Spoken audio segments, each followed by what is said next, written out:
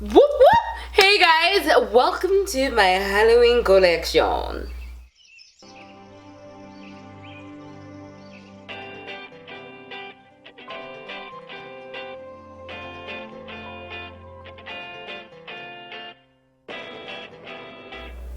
Okay, so I wanted to do this particular Halloween episode talking about the horror movies that I personally enjoyed. Now, when I say that I grew up watching horror movies, it's a comedy for my family. We kind of just watch them as a pastime.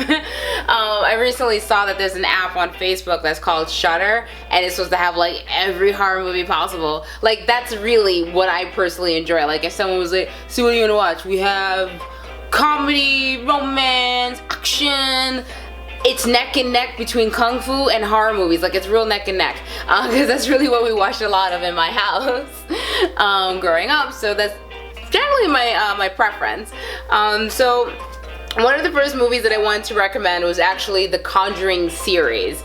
Not everyone actually has seen it, so it's kind of a little bit surprising, so I did want to recommend it. One of the reasons why I would recommend the Conjuring is because, besides the fact that the acting is on point, what I love the most is the cinematography of it all. The way how they take you into her visions. I mean, you're walking around with her and you kind of feel like you're in those visions. One of my big things about horror movies is like the opening scene.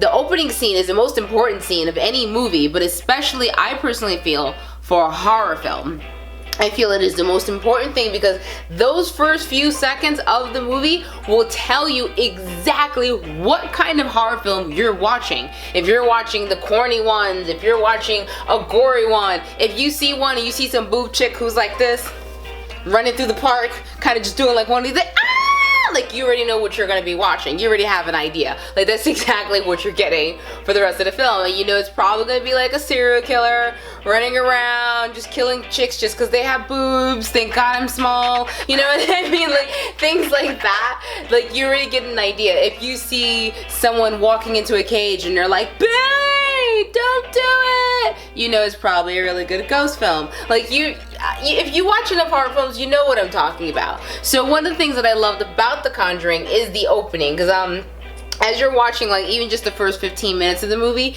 you learn so much about their relationship, about the Warrens. You feel like, man, I'm glad they've been together for so long. Like, you feel like you actually know them, which is such a trick, because you emotionally become invested in their relationship. So when her life is in danger in one movie, and then when his life is in danger in the second movie, you're just sort of like, no! Like, I think the way they did the movie, it got you involved. Like, you felt like you were in there. And that's, you know, I if you really haven't seen it, I think you should see it, and I think if you haven't seen it, you're probably weird to me. But yeah, I do think it's an excellent film, and I think the fact that, because as a viewer, if you feel like you can disappear into a world and scare the crap out of yourself, that is a movie worth watching. The second movie that I wanted to bring up was actually this movie I stumbled upon on Netflix. Now, this movie is called Hush. Now, this movie, you know, I read the little blurb thing, you know, like Netflix always does, and I was a little concerned that it wasn't in English, and it was actually, so 2 points for you, Netflix. But Hush, I have not shut up about talking about this film. Now, this film it left me on the edge of my seat. Like, I'm on the floor crawling towards the TV like, don't do it! Now, The Hush. Now, for those who may not know what it is, because it may not be as big as The Conjuring, let me give you like a quick little summary. Now, there's a woman who unfortunately was in an accident, and she's now deaf. So unfortunately, she's at home. Some whacked out serial killer stumbles across her home in the woods, of course, because that's where all bad things happen. It never happened in the city, right? Except Jason Voorhees, right? But she's at home, and he actually kills someone outside of her home. And it turns out it is like a friend of hers, and she has no idea. Her friend is screaming at her to help her. She's banging, she's screaming, but she's deaf. so she can't even hear her friends screaming for help, and she's literally no closer than where I'm standing from the camera. So you're sitting there kind of just watching it and you, because it sets the mood, because you know she's deaf, but it doesn't quite register until you see the full visual of everything.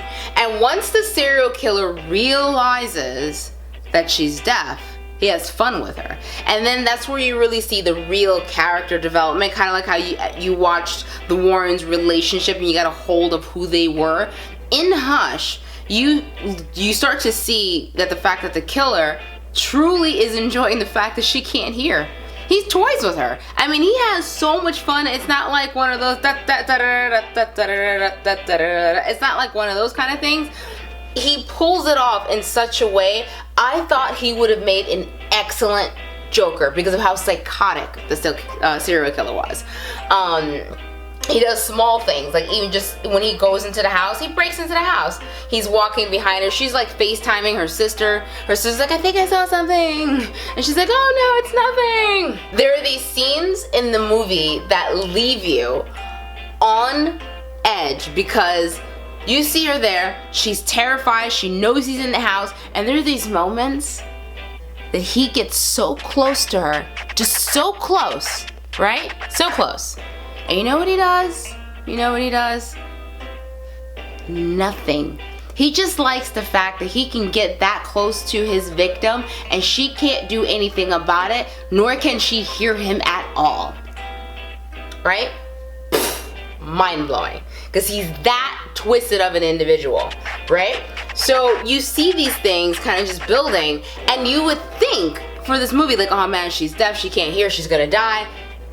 She doesn't. In fact, it's how she survives is the reason why you're watching the film.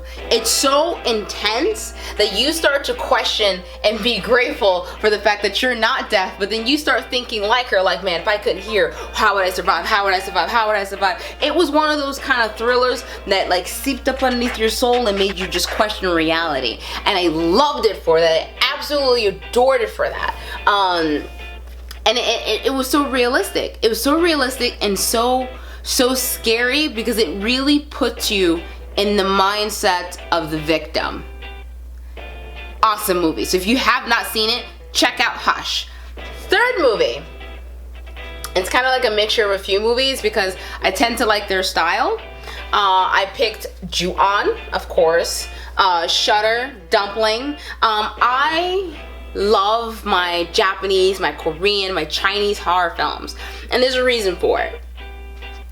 I feel like a lot of horror films nowadays tend to not reach, like most movies nowadays, they don't reach for, you know, the scary things. They're just looking for a quick scare factor opposed to like a genuine gritty storyline like Hush, like Conjuring, where you actually see character development. Because if you really want to scare someone, you get them emotionally involved with your characters. You make them want to live. You make them want to die.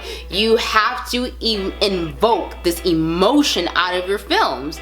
And a lot of times horror films, I feel like oh, boobs, ah! You know, and then it's that, and it's like boobs, sex, blood, boobs, sex, blood. Like that's the formula, and I kind of like, okay, that's great, that's nice. Okay, but where's the real scare? So I feel like a lot of my Japanese films that I like to watch, they sit there and they toy with your emotions. I mean, how many of you, after watching Grudge and Ju-on, was like, Ju-on is it? Okay, you were stuck on Ju-on. And then on top of it, remember afterwards, you call all your friends up just to mess with them and be like,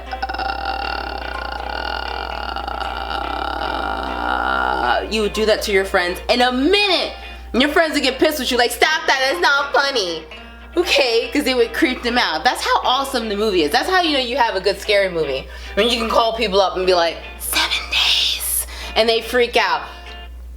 A lot of the Japanese and Korean horror movies that I watch, I feel like they're phenomenal. They reach out for like what's really out there, and they're not just picking a random scary factor. They, much like Hush, they sort of bring you into that reality of like, wow, okay, this seems like a normal family. Maybe there's some fighting, maybe they're just having some struggles. Whatever the case may be, you see all that as you're watching those films, and it engulfs you, because then when crazy things start to happen, you start kind of just going, ah, the glass moved. You didn't see that? Like, you freak out because you saw it, but you know, if you were that character, you didn't see it. So,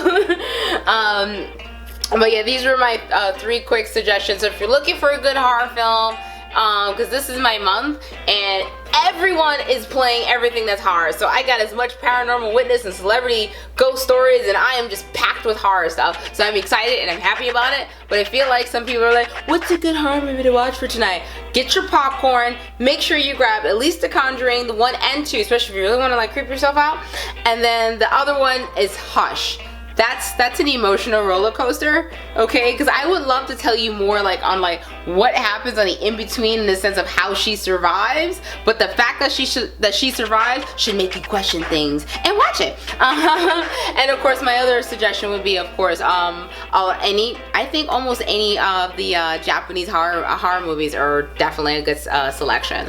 So thank you so much for watching. If you and by the way, I want to know, what would you suggest? Like, what's on your horror list? Like, do you have Jason Voorhees? Because I don't consider Jason Voorhees as a serious horror film. I consider it to be a very serious horror comedy.